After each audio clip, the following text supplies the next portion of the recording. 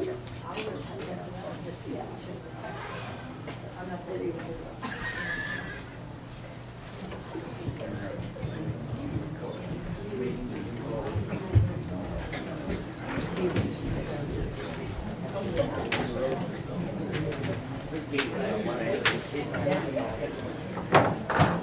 surprising how much of it is that I catch when I listen. I thought if I'd done this in college, I would have been way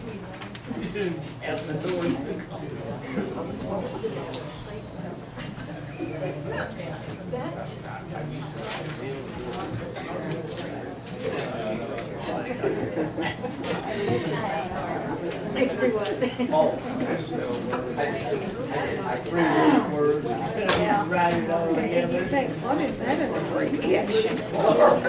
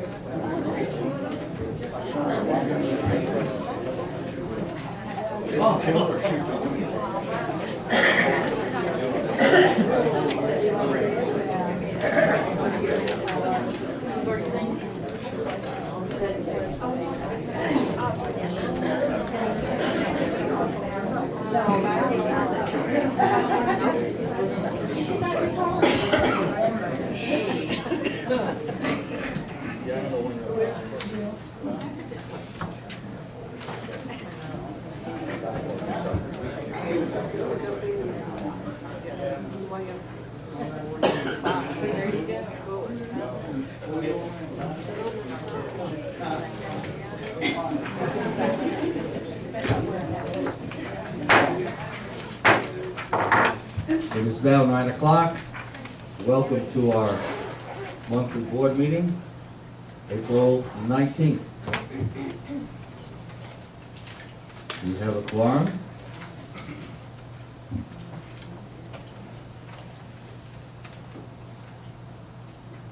I've asked Ms.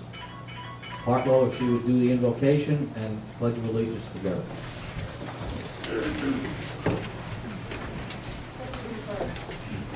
How about it? What does it say here? Dear Lord, we thank you for the blessing of this place where we live. We thank you, Lord, for the rain that we've had lately. We thank you for the lovely weather these days. And we thank you, Lord, that we are here together today. We ask you, Lord, to bless us with open hearts and open minds. We ask these things in your name. Amen. Amen. I pledge allegiance to the flag of the United States of America and to the republic for which it stands, one nation, under God, indivisible, with liberty and justice for all. Honor the Texas flag. I pledge allegiance to thee, Texas, one state, under God, one and indivisible. Thank you.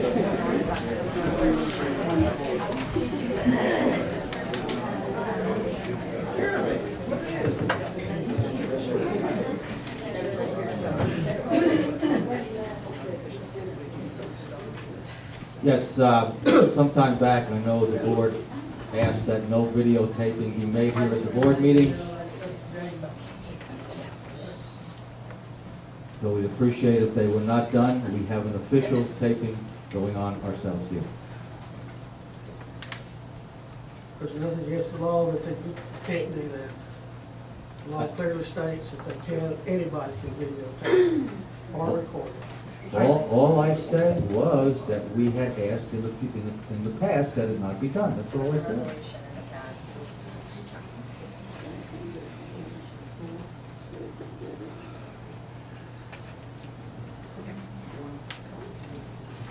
Do we have any announcements or correspondence that came up?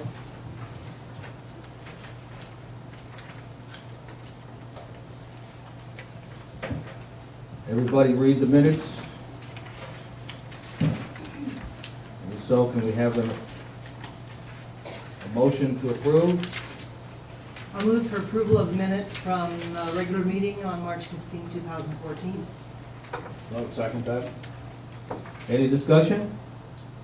Just a couple small typos in here, recycling spelled wrong, and I will give that to you.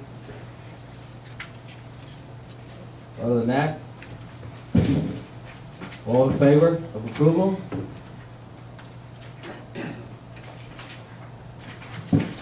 Majority vote, approval?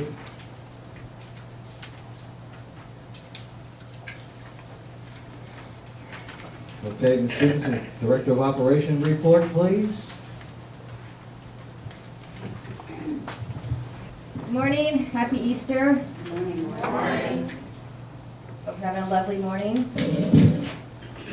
We'll keep this one short and sweet. A lot of cheering faces out here. God bless you all. You got the financial report on the back of your agenda sheet, and no. If they picked it up from the front office, they don't, but the ones that are here. So here, the ones that are here have them on the back. Oh no, look, thank you. You're welcome. That's so sweet. Oh, you don't know me yet. Oh, I know you.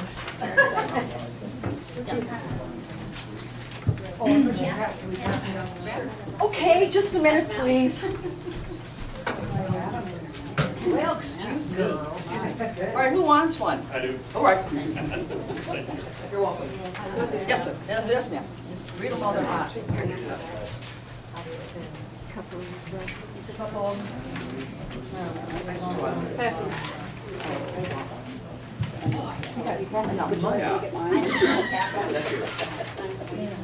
Well. What? Kathy. I'll be done in a minute. Who else?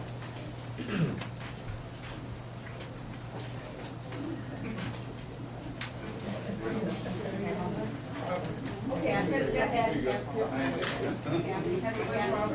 Okay.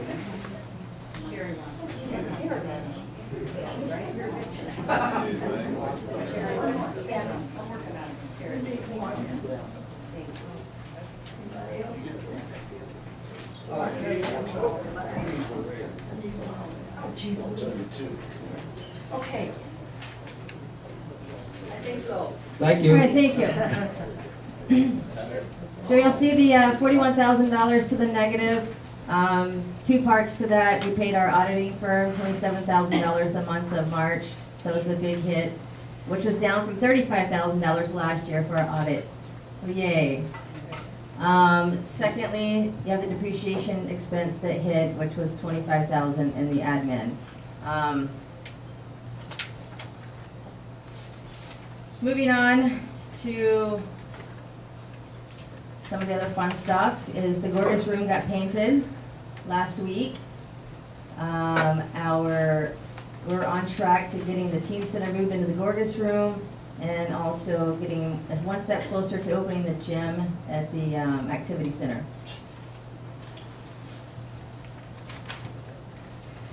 Is there equipment bought for the gym already, or is that yet to come? No, we haven't bought anything yet. Okay, that's- Yeah. Lots of rumors out there, which they're no fun.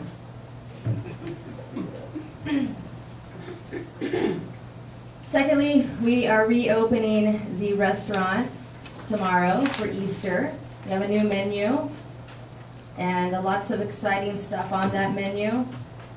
It's been about a year since we opened it last year, and we've kind of worked out some kinks and actually came up with a solid menu. Some of those items, hope you're not hungry. Appetizers, we have beef tacos, quesadillas, fried trio, which is mushrooms, green beans, and okra, bruschetta, fried calamari, fried mozzarella, breadsticks with marinara and Alfredo sauce. Sandwiches and burgers, classic burger, grilled chicken Caesar sandwich, gorgonzola and mushroom burger. Well, we kept the El Final for those are the regulars at the restaurant. Classic BLT and a chicken salad sandwich. Entrees, savory pork chops, grilled or fried, mashed potatoes with a vegetable medley. Chicken fried steak, chicken fried chicken, fish tacos stayed. Pastas, chicken Alfredo, chicken marsala, eggplant parmesan. Lots more spaghetti and chicken, I already said chicken parmesan. Then we have a kids menu with there's spaghetti, grilled cheese, and beef sliders with chicken strips and fries as well for the kids. And then 3 desserts, cheesecake with raspberry drizzle, creme brulee, and sopapillas. So, it should be exciting. We've had a busy week between having board week as well as payroll, and a lot of my staff jumped in and we took those tables from the patio that some volunteers helped build last year, and we repainted them, kind of made them a little bit artsy, and I'm amazed at the talent that I have on the staff. Who knew? We kind of distressed the tables, made them fun colors, and also we're building feast tables to put outside on the patio, and they're branded with the Los Morris brand. So that's exciting, and we built cornhole tables so that we can play games on the patio with your families, and also a washer set. So those are some fun, exciting things coming down the pipeline. As well as we're working feverishly on trying to nail a date down for our first movie, outdoor movie. I would like to work with the Old Quarry Society, which we've already spoken, as well as Community Council for sharing some of those efforts and putting those movies on, and then raising some money for the fort to go back into our buildings. So those are some exciting things. I think that's it. Thank you. Okay, committee and organization reports. Architectural. My name is Phyllis Giblin, and I'm on the architect committee, and we meet every Tuesday here in the boardroom at 9 o'clock, and you're welcome to come as an open observer. We have been seeing a lot of spring cleaning in the Honeymoon Fort. There's a lot of paint, porch painting, a lot of sheds that have been moved in. There have been additions to buildings, and we want to thank everybody for participating and helping make our fort look spring-like. Thank you. Thank you. Golf.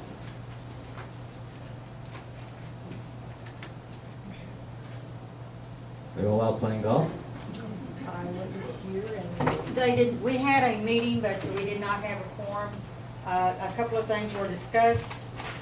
The 90-degree rule on the golf course is being abused severely. That 90-degree rule is if you don't use the 90-degree and you run all over the golf course, you're just killing the grass. And it's hard to get grass to grow when people continue to run in the same ruts on the golf course. Some discussion was done or talked about with the golf rates. And basically that's all we discussed. There was just 2 of us there, so there really was not a quorum to have a meeting. Thank you. Preservation? Preservation Society is the French range around the commissary building will be taken care of. The problems with the service club in the near future, another contract will be met for that to take care of some rotted wood, some paint, and the back steps on the back entrance. We're gonna let a contract to do the front of Seminole Hall, as soon as we get all the ins and out worked on that, because you got corner posts that need to be replaced, the decking that needs to be replaced, windows inspected, and we got a bat infestation in that building, so we're gonna have to get that sealed off at nighttime after the bats go. Our next projects in the future are windows on the commissary building. We'll have to get a professional in here because it's high up and you're working with old limestone, and we don't know what the cost is. We couldn't estimate the cost. We can't let a bid until we get a professional in. The other project in the future is the fire station. If you walk around that, you see the windows are rotted and they're in the stage of falling out. And that's where we're at the preservation. Thank you, sir. Community Council. Good morning. For those of you who don't know me, because I'm seeing some new faces this morning, I'm Allison Watkinson, and President of Community Council. We met last week during our regularly scheduled every second Saturday meeting at 10 o'clock. We had two major things on the agenda, and they were Fort Clark Days and also the annual meeting. After Fort Clark Days was over, then rumors started jumping and bouncing around, and every time I turned around, somebody said to me, I hear Jody's taking over Fort Clark Days. I hear Jody's taking over Fort Clark Days. Well, I had a previous meeting scheduled with Jody prior to our March 1st meeting, and I talked to Jody about it, and she assured me that Fort Clark Days is a function of Community Council. Only if Community Council felt as though they could not put on Fort Clark Days and rather see it go by the wayside, then the administration would take it over so it would happen. So I expressed that sentiment to both my board last week and to the members who were present. So at that time, Norma Rowland stepped up, and so did Helena McBride. And Norma is going to be the chair for next year, and Helena is going to be our treasurer for next year. A couple of our chairs who are coordinators who worked the festival last year are going to continue to work, but we probably need about 7 more major coordinators to work the festival as well. We are looking into the insurance concerns because that was a very big expense for us, $3,500. When we pay out $3,500 for insurance, that $3,500 is not going into building restoration. So we, at the moment, Community Council is planning on pulling off Fort Clark Days again. That may change, but it will not be my decision. It won't be Norma's decision. It won't be Helena's decision. It won't be any single board member's decision. That decision will be made by the Community Council. Whoever is present at that meeting when we vote, whether we're going to go forward based on all of the information we have, will be making that decision. So if you want to be part of that decision, please start attending the meetings on the second Saturday of every month at 10 o'clock in Shafter Hall. Okay. The second thing we discussed was the annual meeting. And most people present at Community Council were very disturbed by what happened at the annual meeting. We felt disappointed. We felt the 2 members who did not show up were being unprofessional. And what we would like to have seen would have been for the 2 members who did not show up to come to the meeting, explain why they did not feel it was a legal meeting. I didn't read the newspaper, honestly. The newspaper comes out on Thursday, and I don't have until Sunday afternoon to read the newspaper, so I hadn't a clue. Honestly, I really did not have a clue. In fact, I reassured people and told them I know one of those 2 people was going to be there on Saturday.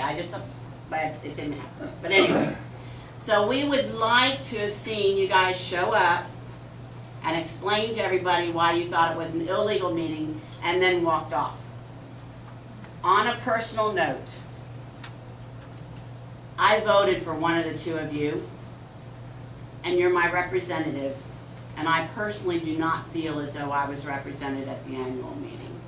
So if something like this ever happens again, or you foresee this coming down the road, we would ask that you please show up.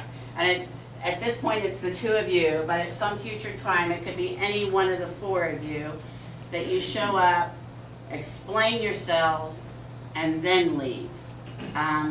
We are also very concerned about how the board is getting along or not getting along.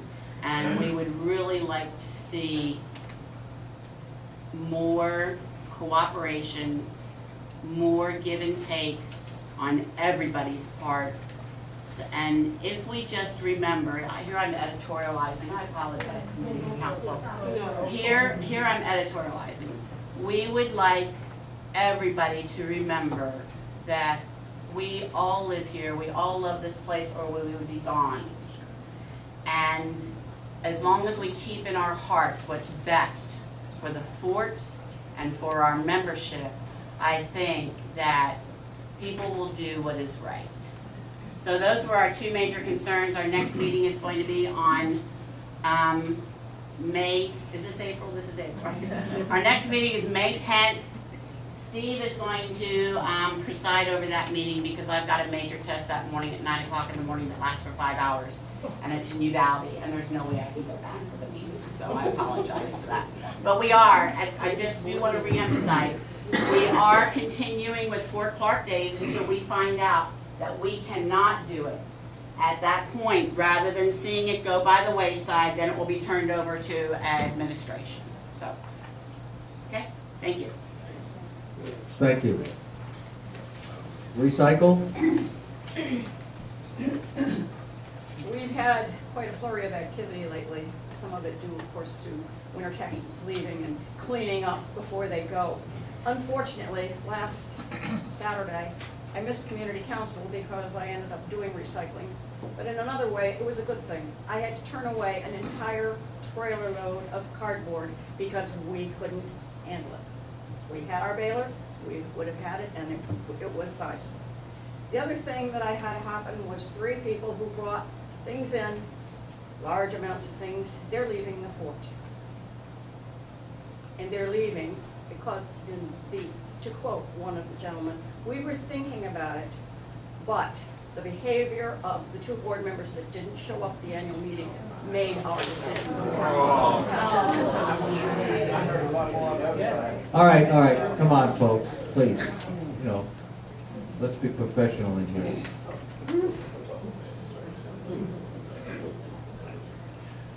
Next, we'll have a discussion, consideration of the annual meeting.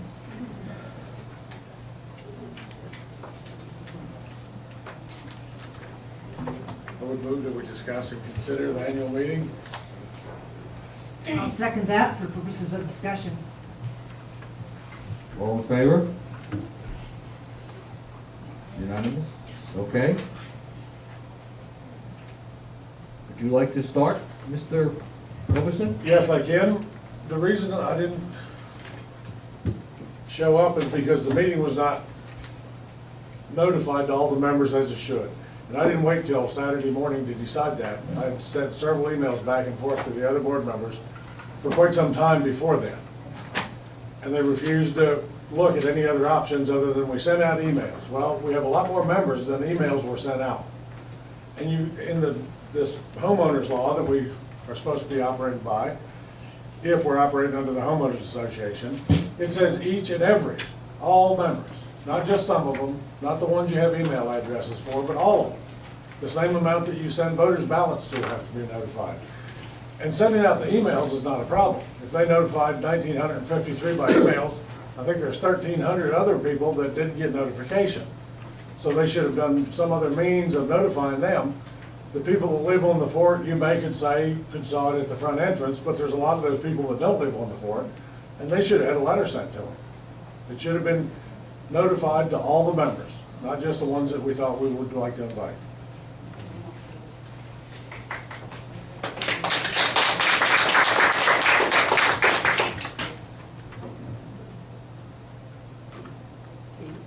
I think you said it pretty well. And I would like to propose that we recall and have an annual meeting with a membership vote for a new director. And Mark and Jim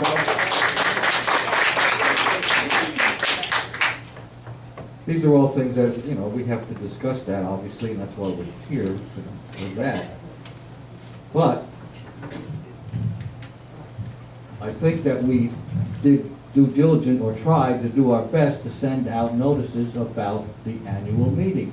As far as I know, every time there has been an election, there has been ballots sent out, and I don't think it actually says when the annual meeting is. It says that the ballots, the winners will be announced at the annual meeting. So if you're going to say what Mr. Roberson says, those people, or everybody, was not notified of the annual meeting. It just said that the winners will be announced at the annual meeting. That's not a notice of an annual meeting. Now, this is the way I understand the ballots go out. Now, I may be wrong. I have to, definitely look at it for sure, but that's the way I understand the ballots go out. There's no date stated on the ballot. Mr. Herman, in the past, Excuse me. in the past. Hold on a minute, please, ma'am. First of all, you haven't been recognized. Second of all, let us hold this meeting correctly. You will have a chance to speak, so just hold on. And I think it says in the HOA that you can send out many ways, and the word "or" is in there for emails or whatever. Right, I would agree with that. You could send out emails. There would be no problem with that. Yeah, I understand. So we did that. But not the Now, whole members. we sent it out. It was in the emails. We sent it in the e-letter, the newsletter. It's announced in the paper. It's on the bulletin board out front. It's on the admin building, front and back. And it's in the e-letter. That goes out to all over. But it only goes out to people that have an email address registered with the forwarder, subscribe to the e-letter. And it would be, you could correlate the list with the emails you sent out to the people that weren't notified and notify them in another means. That would be fine. But how could you say that, I'm not arguing the point, except that how could you say that if you sent an email and somebody didn't read it? It's the same like if you sent a letter and nobody got it. But as soon as you send it, you have done due diligence. Thank you. That's all I want to make But you sure have to of. send it to an address. You just can't send it to, if I send you an email address and you don't read it, it'll either get bounced back to me or the assumption is you got it. If I send you a letter in the mail, if I don't get it back, the assumption is you got it. Yes, you got it, but that doesn't mean you read it. Okay, all right. I would like to remind you that even though we were Bill and I did direct Jody Stevens to get a legal opinion. The reason for this is because we wanted to end the controversy. And I see you waving out there, but it is a legal opinion. And this legal opinion was presented to all four of the board members so they could understand that we did our due diligence to go get a legal opinion, because if our legal opinion agreed that we needed to do more, then we were going to have to cancel the meeting and do it again. However, if you were at the meeting, I read the letter from Tully Shahan dated March 28th. I'm going to read it again. Ms. Stevens, you have called my office and asked for an opinion regarding notice to the member owners of FCS annual meeting that is set for Saturday, March 29th, 2014. You have provided me with proof that on March 19th, you emailed out notices of the annual meeting to 1,953 email addresses and member owners. I received my notice March 19th. The statutes are very clear that notices of membership meeting must be given to member homeowners in the manner determined by the Board of Directors. See Texas Business Organization Code Section 6.051, parenthesis A. Also, in addition to 6.051, Section 22156, parenthesis A, provides that delivery to member homeowners may be by personal delivery, mail, facsimile, or email. and the notice must be sent no earlier than 60 days and no later than 10 days before the meeting. It appears from the facts that I have received that you have met the requirements of the statutes of notice to your member homeowner. The statute was created to protect members from rogue boards transacting annual meetings without notice. Your emails, marquee notice, website notice, posted notices, and general word-of-mouth correspondence that FCS was holding their annual meeting on the last Saturday in March, as it has the last 42 years, is sufficient and legal. Have a good meeting. Respectfully, Tully Shahan. And I would like to remind you that our governing documents specifically state, and all of you should have received a copy of those documents when you bought property on the fort, that the annual meeting will be held on the last Saturday in the month of March. And it had been for 42 years. So, we did go get a legal opinion. I'm not quite sure why the other two board members objected to that, because I would have thought that they would have. Was it told to Mr. Shahan how many members we actually had? So he agreed that sending out only slightly over half of notifications was sufficient. All he said is that we were in compliance with the law. Well, but that was only slightly over than half of the members. I doubt seriously y'all told Shahan that there was 23,200 and whatever members. 3,300. Also, whenever you go to get a legal opinion or any other legal action, I think it has to be by board approval. One person on the board or two cannot do that. Okay, but B, what was your objection? We were trying to. That's not the point. The point is, to do that, you should have notified us and asked about. I did notify you. For approval? I did notify you that we needed to do that. Was this a meeting by email then? Yes. We should have had a meeting or a No. special meeting called. Don't have to. By email with all board members involved is legal, and I did notify you. And I would And like if to know, you- and if you wait, and the no. president and Ms. Stevens were so up on this, and with due diligence, you wait till the 10th or 12th day before the meeting to send out any emails. Y'all haven't done your homework. I expect more out of the president, secretary, treasurer, and of course our astute DO. They should have researched this and had it all done legally to begin with. You guys dropped the ball. You all. Thank you, Mr. Sweet. Mr. Sweet, you are a board member, are you not? Sometimes I wonder. Well, you have to be, you gotta be one or the other. You are or you aren't. Which is it? What's your point? The Mr. point being President? is that you have to be involved in this stuff. You notified us, the board, rest of the board, and Jody on Thursday at 5:45 after business hours that you were not going to attend the meeting. Roby's I got at 12:05 a.m. Friday morning that he was not going to attend the meeting. And Friday night, I got a notice that you guys had mailed out 1,953 emails. Friday night before the meeting. Well, we had no choice since you let us know at the last minute that you were not going to attend. We had to find out. Maybe we did something wrong. Maybe we better find this out. We Yeah, went and found which out. part of illegal don't you understand? I don't know. You didn't tell us. My God, you want me to be president? I'll take care of it. No, you didn't tell us. No, you were not. Okay, all right, we're just arguing, and that makes no sense. All right, you deserve to know where all this came from, where all of this started. So I'm going to read a series of emails that were sent to a select number of people on the fort and the board members. And since I'm already on some people's hit list, I doubt I'm going to get any higher on the hit list. So I'm going to read these. This is where this came from. This is where this was all generated. And I'm going to simply read them without comment unless it's just to explain something. So, all right.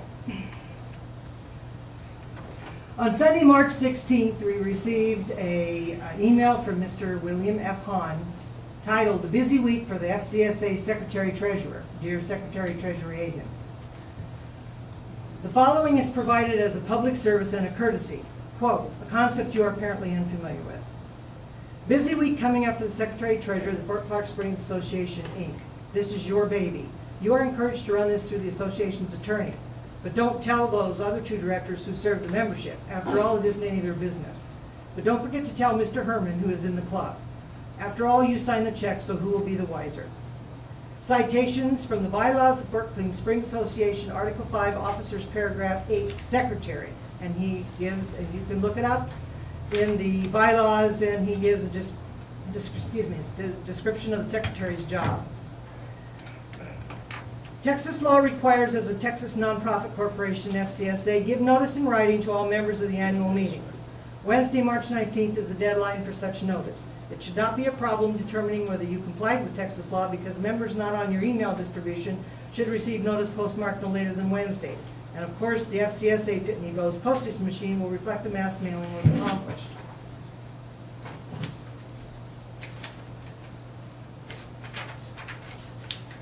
Two days after notice is given, actually, we, the membership, will give you until Monday, March 21st. You will need to have the list of voting members available at the corporation's principal office or a reasonable place in the municipality in which the meeting is held, as identified in the notice of the meeting for inspection by members entitled to vote. Should be simple with our sophisticated technological expertise. Now, please note, none of those ridiculous certified mail ploys, a tactic or maneuver, especially one calculated to deceive or frustrate the membership, that will only get you in more trouble with the Texas Attorney General. Then there are those annoying financial reports. As I'm sure you are aware, FCSA finances are open to public inspection. You only have till April 10th to cause to be sent to members an annual report. You might want to run this past Debbie Isaacs and see what she wants to do. Also, feel free to share with Garland Young to help boost his delusion that he's still on the board. He then quotes Business Organization Code Title II, Corporation Chapter 22, Nonprofits. Subchapter, Members, Notice of Meeting. What does all this got to do with? I am trying to explain to the membership how we got to this impasse, Roby, and it's my turn.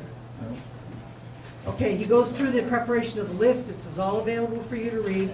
He includes everything but the explanation in here of 5.71 that outlines what we can do, which is, as Tully's letter says, that it can be by personal delivery, mail, facsimile, or email. Okay, now, I wrote back to him, duly noted. He also said he was going to closely monitor your compliance and hold you to the letter of the law. Next is on March 21st, dear Madam Secretary Treasurer, looked like you might have a very serious problem with the lawful notice requirements for the FCSA annual meeting. Concrete evidence points to the fact there's been no mass mailing this week by FCSA to those members of FCSA who are not on the email registration.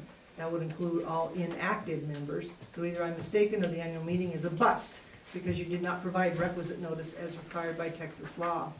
March 22nd, William Hahn. And by the way, I'm just going to let you know, all these emails are going to me, to Dan and Pat Sullivan, Katie Brown, Joe Williams, B. Sweet, Bill Herman, Roby Roberson. Okay, dear Madam Secretary, several of us, dear Madam Secretary, Treasurer, several of us will be stopping by Member Services on Monday to inspect the list of voting members. See you there. He again provides correctly the statutes governing that with highlights to preparation and inspection. The list of voting members must be available at the corporation's principal office or at a reasonable place in the municipality, which I already read in his first one. Sandra Hagan, March 22nd.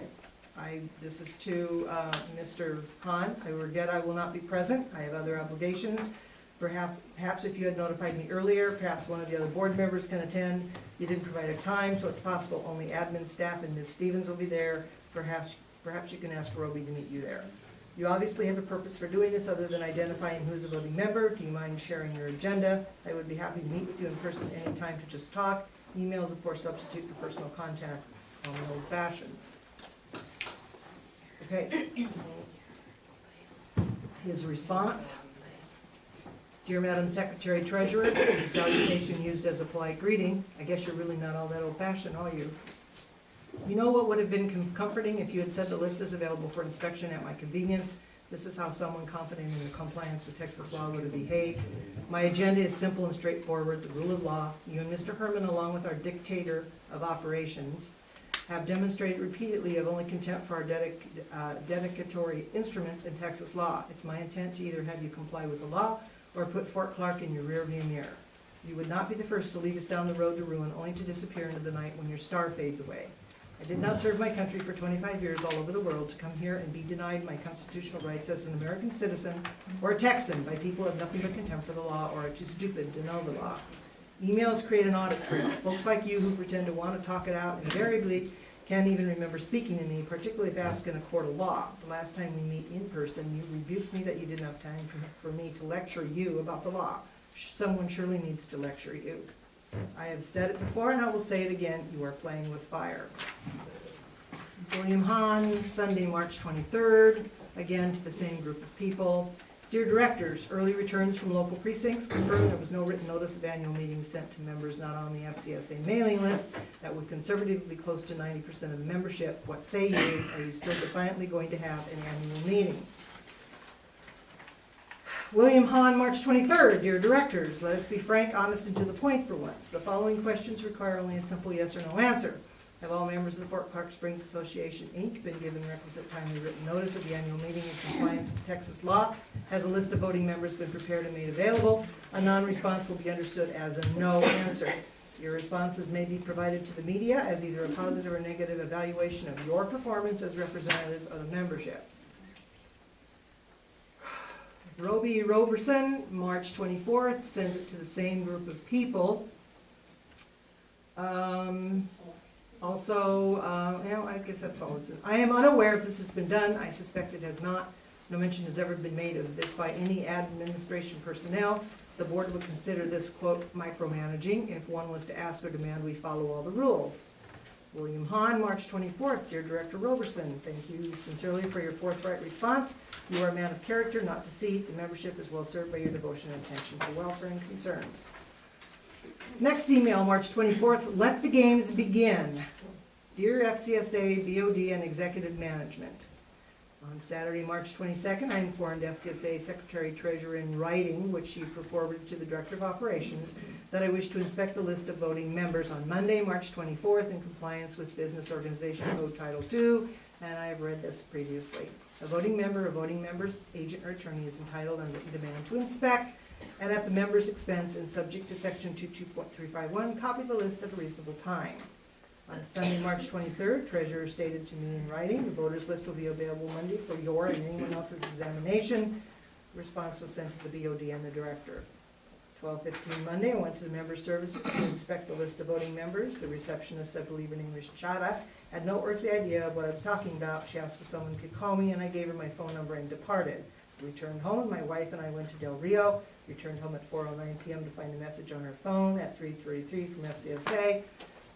Saying the list of members was prepared, I needed to comply with Section 22351, which reads, a member of the corporation on written demand stating the purpose is entitled to examine and copy, which I just read.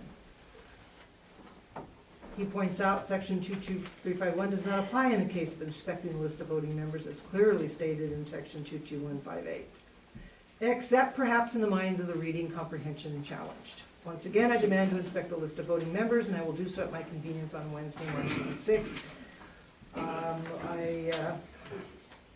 I did reply to that. The list is still available at admin whenever you decide to appear. I apologize the individual on duty during the lunch hour wasn't informed. Ms. Stevens apparently cited code 22351 because it referenced along with 22158 BC when referring to membership voting lists in Chapter 209 of the Texas Property Code. Dear Madam Secretary, from William Hahn, March 24th, you seem to take things so personal. I only challenge your performance of your duties as the BOD member. I'm sure you're a very nice person, as I am. If you cannot interpret the meaning of the use of commas in the word and in the Texas law when you might be indeed, quote, reading comprehension challenged, incidentally, Chapter 209 of Texas Property Code is not in play here. Ms. Stevens should probably stick to rocket science in lieu of her being a barracks lawyer. A legal opinion from a competent attorney would be extremely helpful under these circumstances. Please remember that phrase, ladies and gentlemen. Actually, the need for the existence of a list of voting members is negated by the fact FCSA did not send requisite notices to all members. Don't you agree? I believe you just might be out of your league, madam, which is the Bush League, or maybe even the Little League. A baseball analogy might be appropriate here. Strike one, failure to send notices to all members. Strike two, failure to make available list of voting members. Strike three, holding a meeting 90% of the membership knows nothing about. You're out. Goodness, if we only had an umpire, everyone would be forced to play fair by the rules. I can promise you, if you demonstrated even the slightest sincere effort to follow the law and treat the membership with respect, why, you wouldn't even know I was here. I prefer you quote me word for word, then this would represent my position with vile rumor to your followers. Annual membership meeting. Okay, B-Suite directed this on March 27th to the board. Am I permitted to read it, B? Sure, go ahead. It has been brought to my attention, and yours I'm sure, that our annual meeting may be flawed and possibly illegal. After reading our HOA law book on the subject, section 12.8.1, page 609, I believe we are not in compliance with state law, therefore I will not be attending the illegal meeting. Also, I have been informed that Roby Roberson will not attend. Okay, now I did send back to them a response, asking why they waited until Friday to make the decision. I also stated at that time, I am recommending that Jody seek a legal opinion today regarding notice. In a legal opinion, if the legal opinion says we are misrepresenting the statutes, that's one thing. To take Mr. Hahn's word as legal opinion is another. Had you suggested we get legal opinion a week ago, I would have assumed you were thinking independently. Okay, now, Saturday 29th, March 28th, Roby Roberson. Roby, you directed this to the board, may I read it? Yes. B-Suite and Roby Roberson will not be in attendance at the so-called annual meeting this Saturday, the 29th. We sought a legal opinion from outside counsel, and they determined that it would be in our best interest to not attend an illegal meeting, as this membership meeting, if held, would be. There's been no notice to all membership as required by FCS bylaws and the HOA laws of Texas. We also feel that the Secretary President and DO should be reprimanded for their lack of knowledge and diligence in providing notice to the membership. This is one more example of how little the rule of law means to the administration of FCS and much of the board. The rules apply when it suits them, and they do not apply when it's inconvenience. Mr. Herman at the last board meeting was quick to spout when a member from the floor asked to be recognized that they were not on the list and thus would not be allowed to speak, as that was the rule. What about all the rules, Mr. Herman? The rule of law has been dismissed and trampled by this administration and board. The members' rights have been trampled on, and the board meetings and, quote, executive sessions are little more than a kangaroo court. The time has come to stop the travesty, to allow no more excuses, and stand up for rights of the membership. Wrote back, March 28th, to the board. I agree that a legal opinion is warranted. And, well, I'll read the whole thing. Do not accuse me of trampling on the law. I agree a legal opinion is warranted. Why do you assume I am intentionally violating?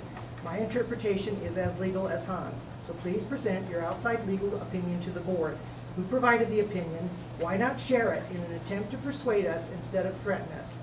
Why is it only our responsibility to obtain a legal opinion? Aren't you and B directors? Why not just say 2 weeks ago that without a legal opinion we will not attend, so let's get an opinion?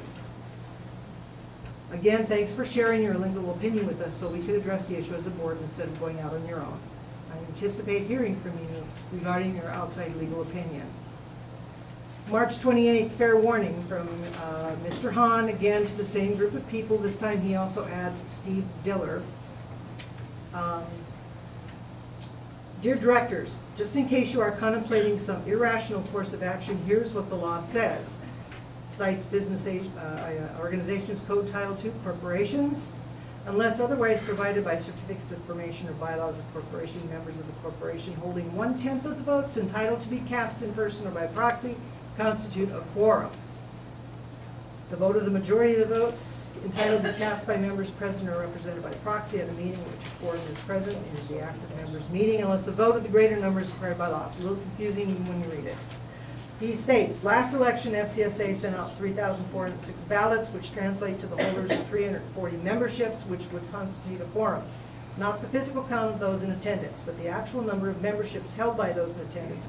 In my opinion, it would be absolutely impossible for them to produce that number of memberships present. So if I understand correctly, he means that we'll never get a quorum because we'll never have that many members attend. Voting, items for the agenda of members' meeting requiring a vote of the membership shall be voted by mailed ballot as the most effective method to establish a quorum of members. Okay, Attorney's legal opinion. Notice of the annual meeting, March 28th, from Tully Shahan. I've already read that to you. He states that we are not in violation of the statutes. We're almost done, folks. March 31st, yet another simple question from Mr. Hahn to the same group of people. Dear directors, in the spirit of Mr. Winchell's 2012 response to a member's question, the board can do certain things. You are reminded the authority to employ lawyers rests solely with the board of directors according to the Fort Clark Springs Association, Inc. Declaration of Protective Instructions. At its discretion to employ personnel to perform the services herein provided be performed by the board, including but not by way of limitation, engineers, lawyers, and accountants. My question is then, when did the BOD meet to approve the employment of a lawyer to write the letter read at the assembly in the Post Theater on Saturday, March 29th? It's clear a lawyer was directed to write the letter by someone, and a lawyer would expect to be paid for his services. Please consider for a moment that when you're non-responsive to such simple questions, you raise the fear that you are hiding something from the membership or perhaps are merely dishonest. Biased reporting. Mr. Hahn, again, Friday, April 4th, Dear Kitty County Post. Your reporting of the non-meeting last Saturday was biased and distorted. You are becoming the MSNBC of Kinney County and the reincarnation of the Bracket News. You did not even have the moral courage to identify the writer of the article, shameful journalistic behavior. For your consideration, I have attached the Code of Ethics from the FCSA bylaws so you may be better informed. When I was interviewed for the vacant position on the BOD, Director Hagan waved the Code of Ethics at me and asked if I knew about it. My response was, yes, I knew about it. I wrote it. Perhaps you would care to refresh Directors Hagan and Herman's memory as far as ethical conduct is concerned. While you are at it, do some investigative reporting on how many actual FCSA members are FCSA email subscribers. I got 3 notices for the annual meeting, while all 3 FCSA members who work at Kinney County Appraisal District never received a notice. How do you explain that?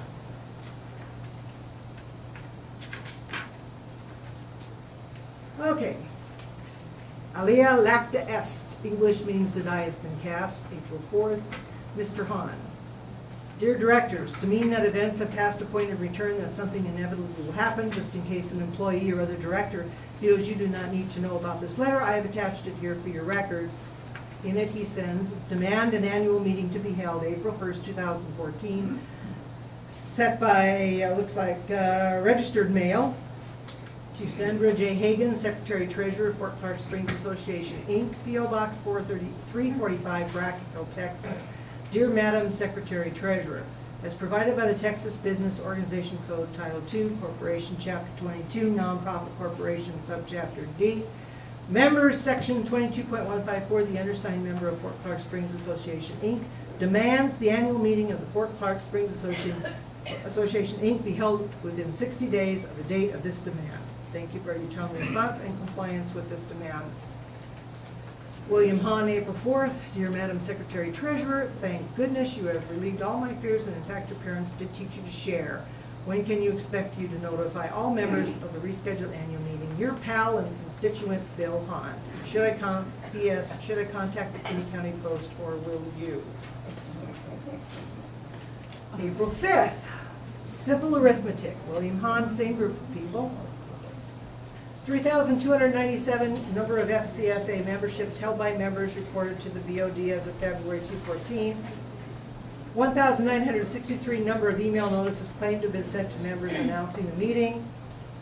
Question mark, unknown number of multiple email notices sent to the same member. 1,334 minimum number of memberships, 40% plus, never notified at the annual meeting as required by Texas law. And he graciously includes a copy of the Mickey Mouse hat with Fort Clark Springs logo on it. Motel empty, always full of non-resident members attending the annual meeting. Overall attendance at the meeting down. Attendance dominated by the Jody Fan Club and the I'm only here for the free lunch folks people. Stay in touch for more startling and disturbing arithmetic from the 2013 FCSA audit report. You just won't find it anywhere else. P.S. Texas law requires the notice shall be delivered each member entitled to vote at the meeting. Letter to the editor, William Hahn, April 10th. Dear Mr. Diller. Now, I have not read this letter, so if you have, this refers to it.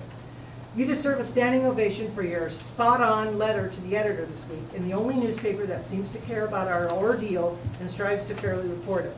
Fort Clark Springs has become a third world country ruled by an evil dictator.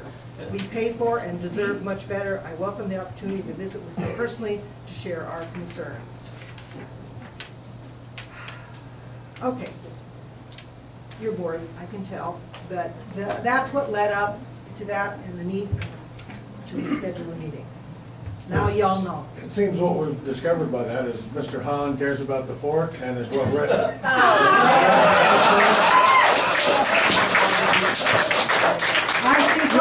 Your assumption is Bill Hahn is leading me on the trail of ruin to the fort. I can't think for myself. I have no thought in my head. I just stand here with a silly look on my face, my elbows halfway down my arms, and that's it. Nope, that's not what You can assume that or not, it doesn't Nope, matter. I'm not assuming that at all. I've talked to 4 lawyers, 3 prior to the Fort Clark meeting. Keith. I was being deposed by 3 of them in a lawsuit on another case. Okay.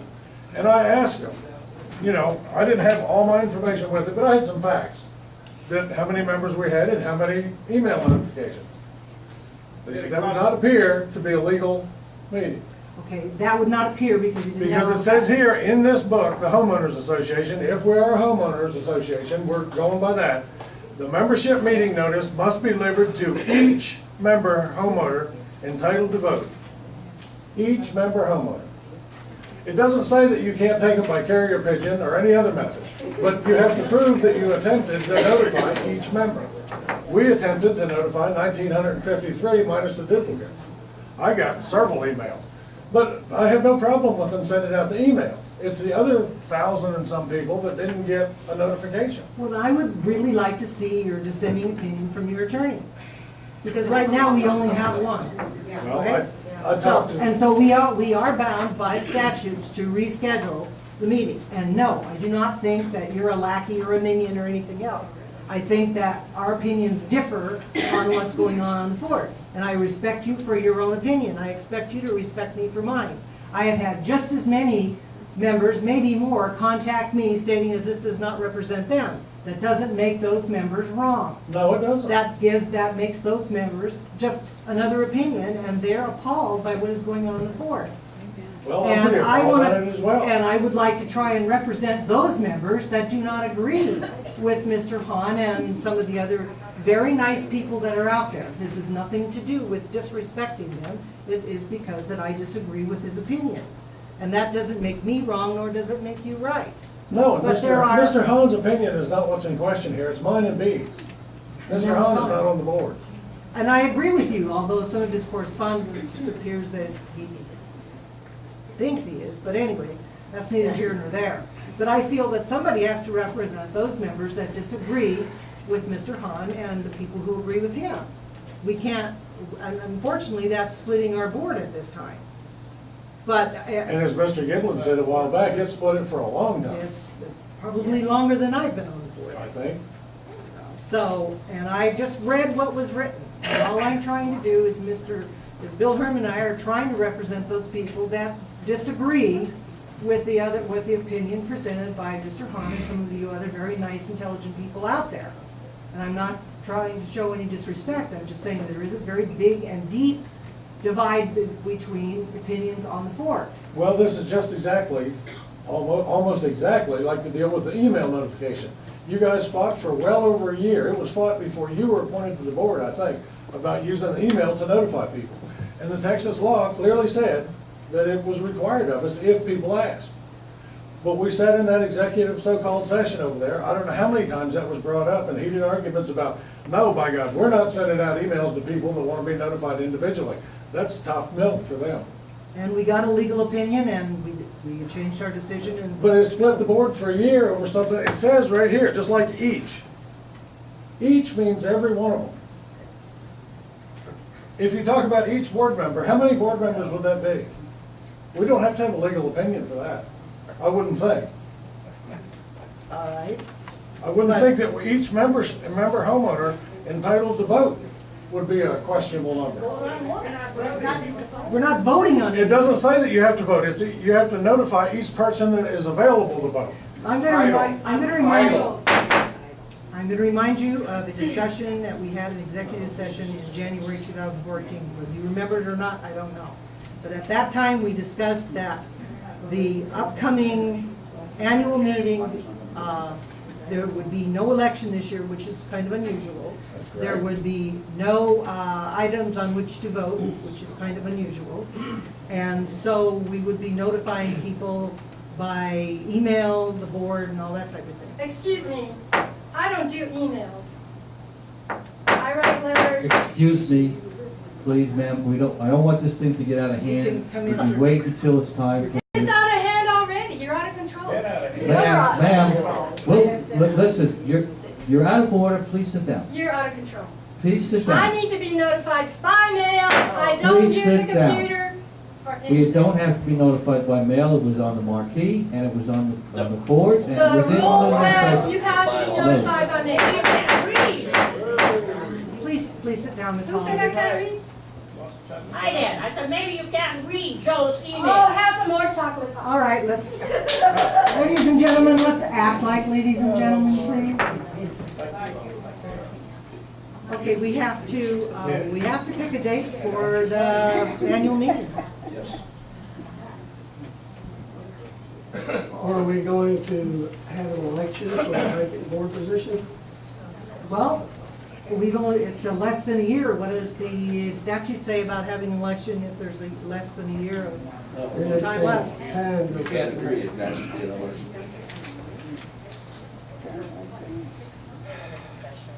I don't think it makes, you can have an election anytime you want. No, you can't. You can't just have an election. No, there's, one thing, we have to be able to have time to prepare everything. 60 days. From Mr. Hahn's notification, that's part of that time has run. That's right.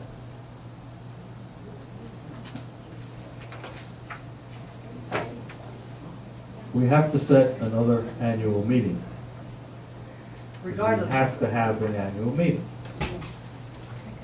Now, the question is, how are we gonna go about announcing or advertising an annual meeting? I think everything, Basically, that's all your question is. Is right, it not?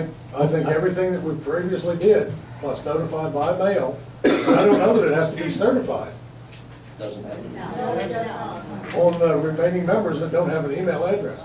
it has to be by mail, everybody.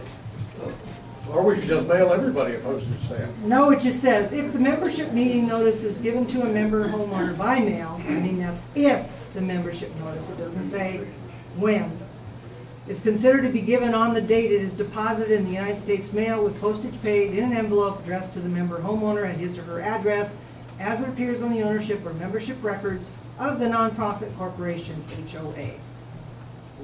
If notice of the membership is given to email by facsimile or email, notice is considered to be given when it is transmitted to a facsimile number or email address provided by the member homeowner, or to which the member homeowner consents for the purpose of receiving meeting notices. Doesn't say anything about certification, registration, or anything. Right. Did all those 1,953 people consent to emails for notification? Do we have that documented? It says, or consent to.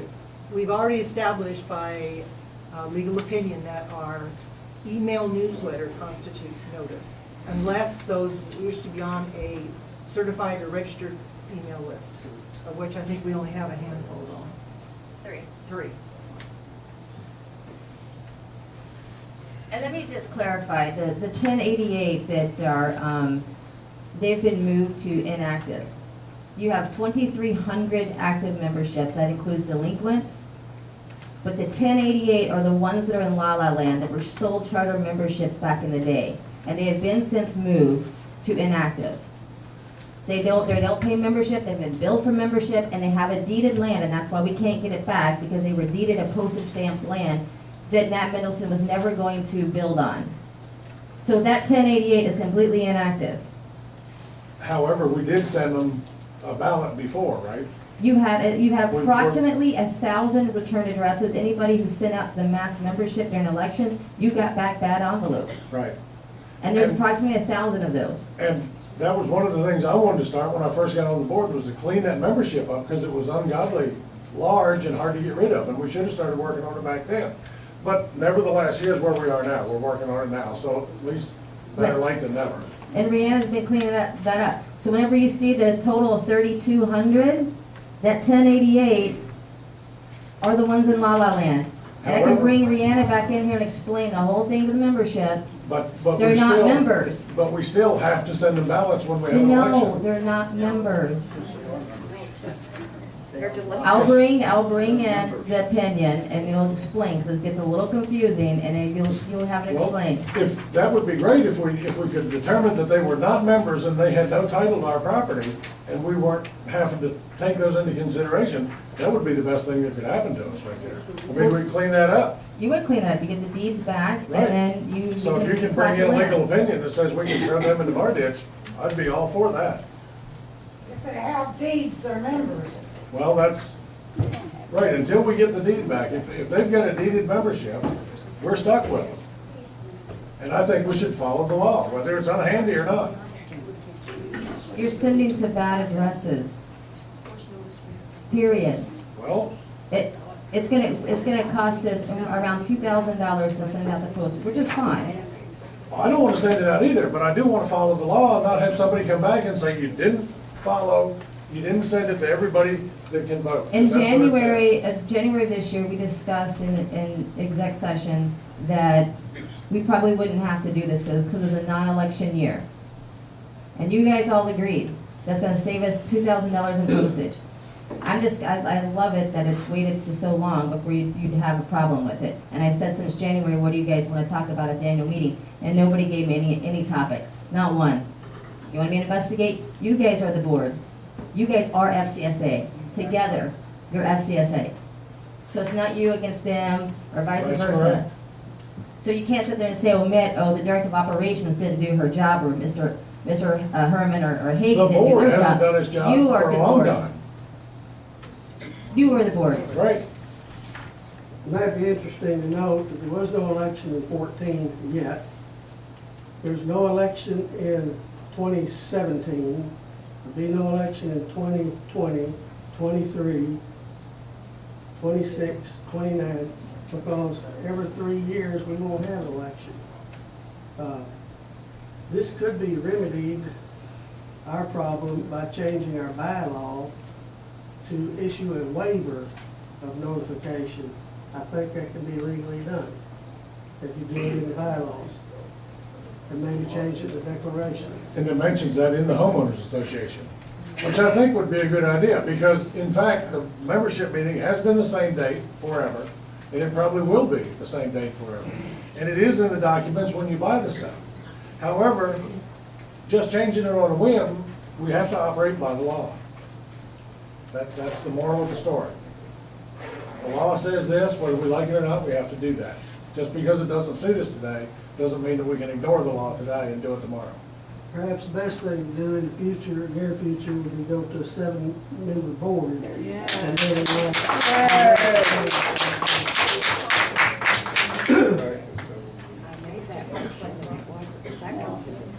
Well, again, we have to come up with a way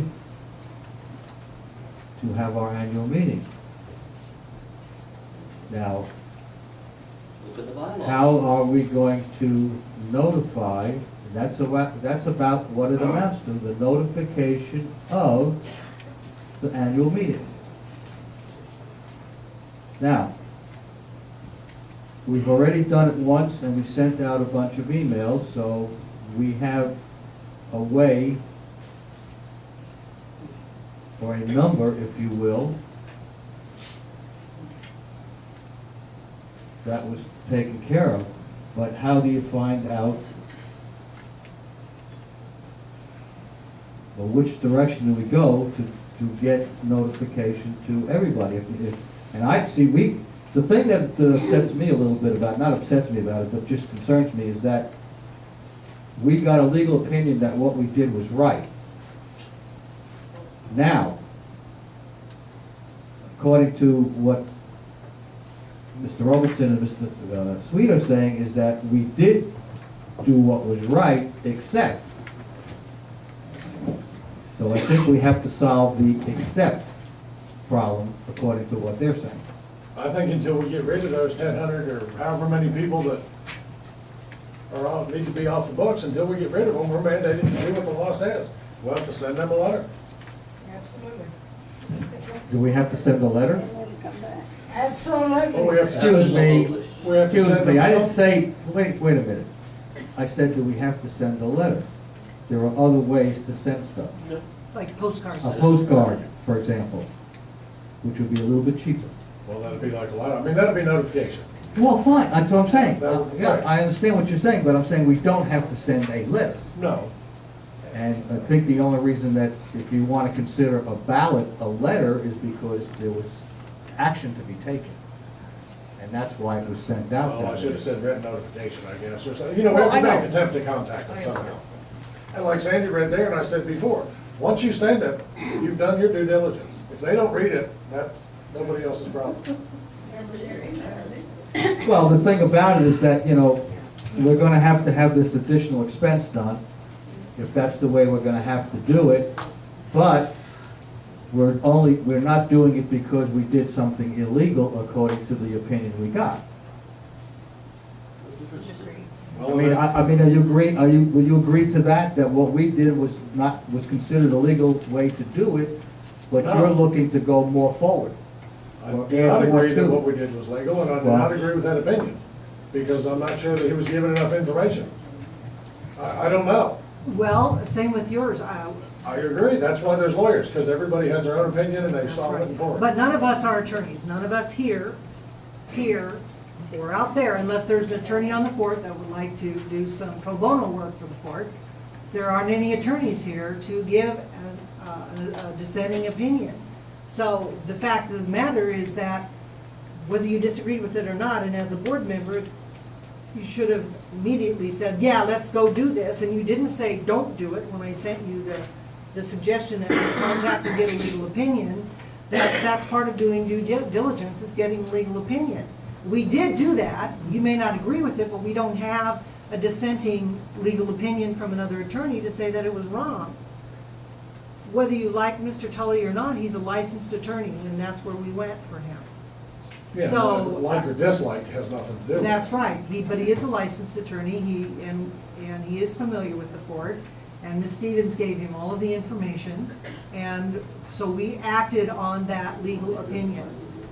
So, the fact that you might disagree that we acted on that legal opinion, but we at least had a legal opinion to act on. And I would entertain that if you had another opinion, that you could have presented it to the board and we would have listened.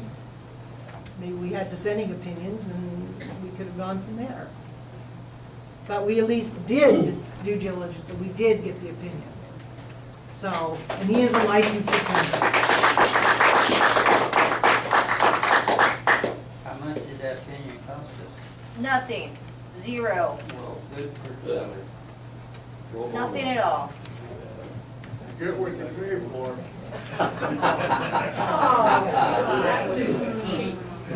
Wonderful. Okay. The only way, again, we did not do anything wrong according to the legal opinion, but if it's gonna take having to mail something to everybody, I guess we're gonna have to do that. All right? So, does anybody have a problem with postcards?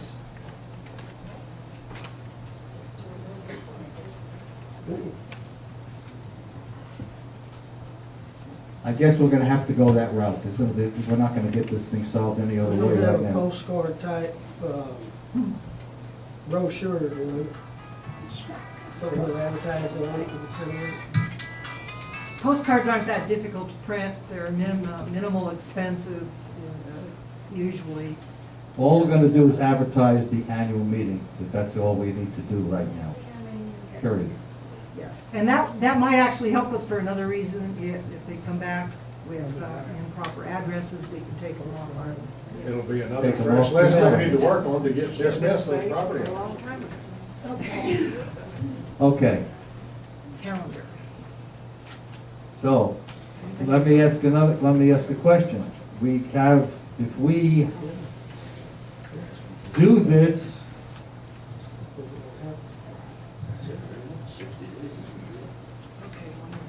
We're gonna If have we- the election.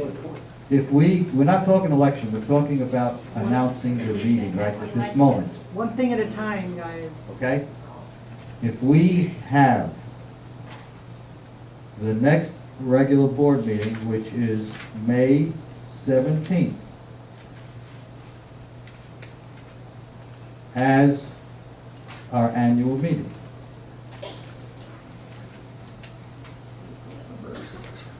Do you have a problem with that? There may not be enough time. It's not 60 days notice. I think Sandy said something about 60 60, days. between didn't 10 and 60 is what it says, not 60 days notice. It says between 10 and 60. It says no more than 60 days notice. So You've got, people you've don't got forget. 30 days if we start sending it out, well, as soon as we, within a week at least. But We by still then, have time. everybody's gone, or a lot of people are gone. We're going to mail you postcards. Doesn't our bylaws require us to have an annual meeting on the last Saturday of March? We tried that, You can't have an annual meeting anytime other than that annual but we meeting have to time. have an annual meeting every year, otherwise we're in violation. So we have to have an annual meeting. You can have a special meeting. We can call it a special annual meeting, how's that?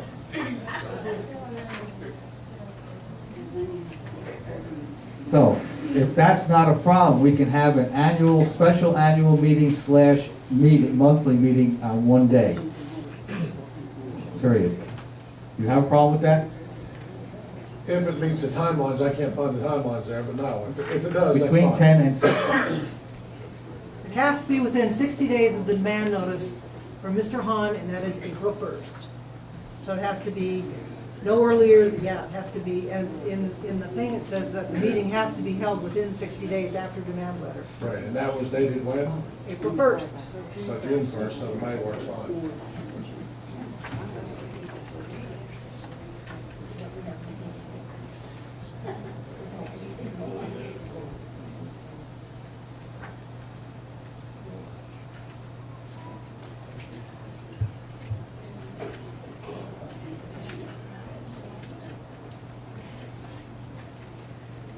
Sandy, maybe you'd like to read on page 231. Special meetings of the homeowners association membership. I was reading the annual meeting part first, so just.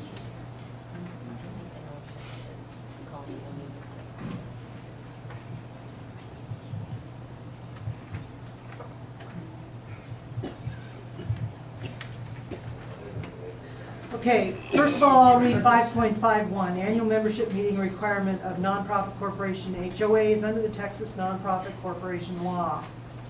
All Texas nonprofit corporation HOAs are required to hold an annual meeting of their membership at the time stated in or determined in accordance with their bylaws, unless their bylaws provide for more than one regular meeting of member homeowners each year. In such event, an annual membership meeting is not required, and director elections may be conducted at any of the regular membership meetings as provided by the bylaws. Ours specifies it. If the board of directors of a nonprofit fails to call an annual membership meeting when required to do so, a member homeowner of the nonprofit corporation may demand that the meeting be held within a reasonable time period. The demand must be made in writing and sent to an officer of the nonprofit corporation, HOA, by registered mail. If a required annual membership meeting is not called by the nonprofit before the 61st day after the date of the member homeowner's written demand, the member homeowner may compel the nonprofit to hold an annual membership meeting by filing a lawsuit against the board of directors of the nonprofit corporation, seeking an injunction from a court of law, ordering the board of directors to call an annual membership meeting. Now, the conflict in this is the board of directors did call an annual membership meeting, then no quorum was made, so that would probably be something that we probably shouldn't interpret. All Texas subdivision associations are also required to call an annual meeting of their membership. Such statutory requirement is in addition to the same requirement of nonprofit corporation HOAs under Texas Nonprofit Corporation Law. But the annual membership meeting requirement in Chapter 209 of the Texas Property Code does not provide for an exception if a subdivision association's bylaws provide for more than one regular meeting of its membership. Consequently, even if a subdivision association is incorporated as a nonprofit and its bylaws provide for more than one regular membership meeting, it must still hold an annual membership meeting each year. 231, special meetings. As with board meetings, a homeowners association may also need to call a special membership meeting when it is necessary for the homeowners to take some action before the next regularly scheduled membership meeting, or when the governing documents of a homeowners association requires that certain actions be approved at a special membership meeting called for that specific purpose. The authority to call a special meeting of the homeowners association is governed by its governing documents, as well as Texas Nonprofit Corporation Law, Texas Uniform Condo Act, and and Chapter 209. In addition, any procedures provided by homeowners association governing documents under Texas Nonprofit Corporation Law, a special membership meeting may be called by either the president, a majority of the board of directors, member homeowners having not less than 1/10 of the votes entitled to be cast as a membership meeting, or any other officers or persons authorized by articles of incorporation or bylaws of the nonprofit. The rest is about condominium associations, which do not apply. The next topic is 5.7, which is notice of membership meeting, which we have been over and over. Well, I think, again, let's stop beating a dead horse. We've come up with a solution, hopefully, that we've agreed on, and if it's agreeable, we'll do it that way. And let me just, I guess, stated in the motion that we will send to announce our annual meeting, special annual meeting / regular meeting. We will send out postcards announcing that it will be held at 9 a.m. on May 17th, 2014, 9 o'clock in the boardroom. Mr. President, may I make a statement? You just got done reading it. No. And that was your motion. No, you gotta wait, everybody gets to wait till the end. Yeah, I'd second that. okay. Any discussion on it anymore? Yeah, what's wrong? May 17th is a little bit quick. How about June 1st or some Saturday in that range? Well, why not have it at the same time as we have a regular? Some people from out of town may want to make arrangements to come here. We're doing it within the legal time that you're allowed to do it. That's all we have to abide by. Well, it allows those seasonal residents that are still here that will be definitely gone by June, allows a few more people to actually attend this meeting than if we have it in June. And if you're concerned about the memberships, then you should be concerned about the people that are still here. And if we're waiting too long, then it actually discriminates against those that go back to their homes in the summer. So the sooner the better, probably. Any more discussion? All those in favor? I don't like the date. About May 31st. It's Memorial Day. Well, We've already voted. yeah, this is on Easter, so we don't seem to carry the holiday, so. Memorial Day is through the weekend. All those opposed?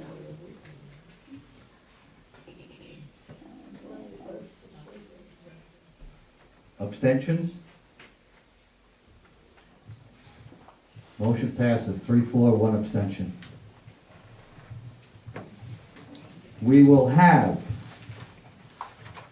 our special annual meeting / regular meeting on May 17th. Postcards will be mailed out to the membership, along with the emails, etc., the way it was done the last time. Where will it be held? Here, in the boardroom. What will be discussed? Will there be enough room?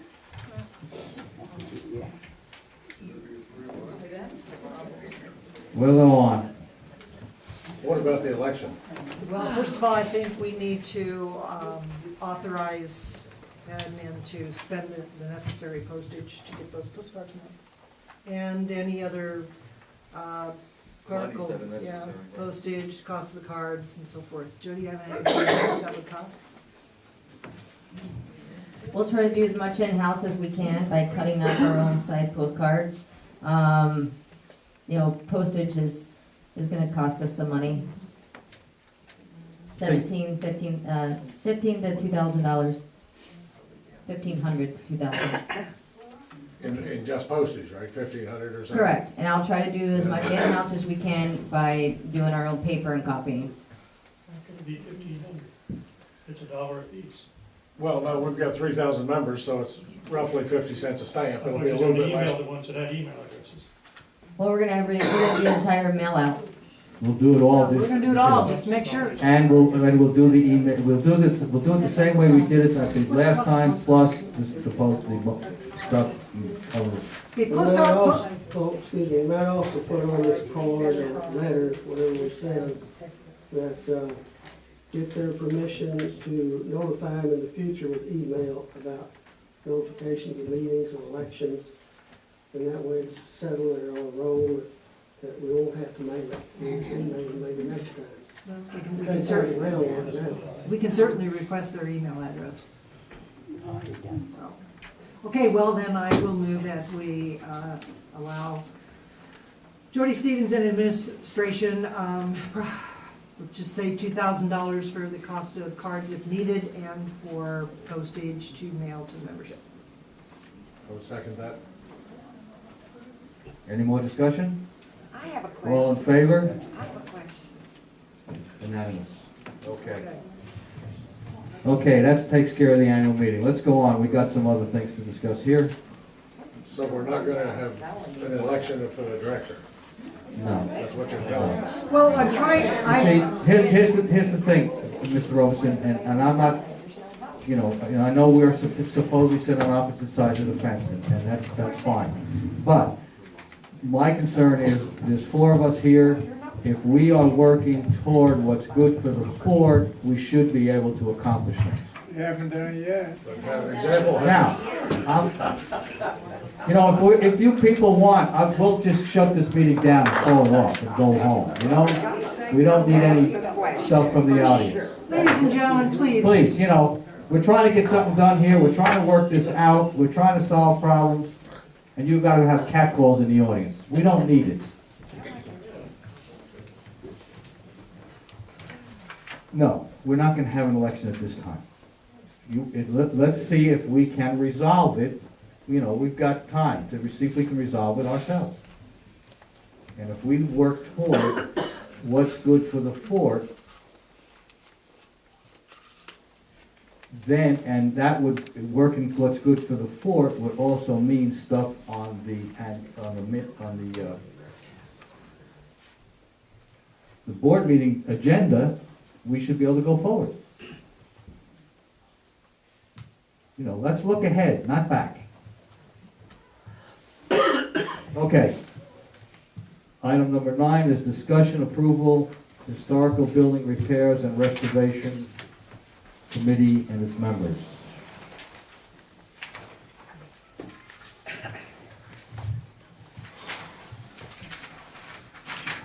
I move that we discuss the historical repairs and restoration committee and the whole debacle that appears to be surrounding it.